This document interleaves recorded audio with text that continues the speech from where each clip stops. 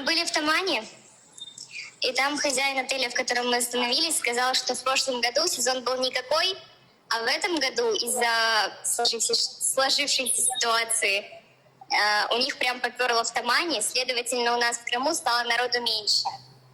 Вот. И мне говорят, что в отелях действительно народу прям отмельчало.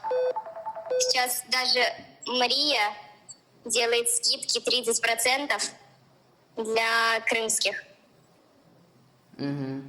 Хотя это самый дорогой отель в Крыму, 5-звездочный.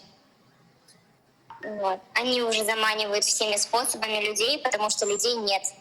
То есть, считай, все, кто ехал в Крым, сразу после вот этого события, вот эту всю неделю, то, что продолжалось, все эти тревоги на мосту. Внимание!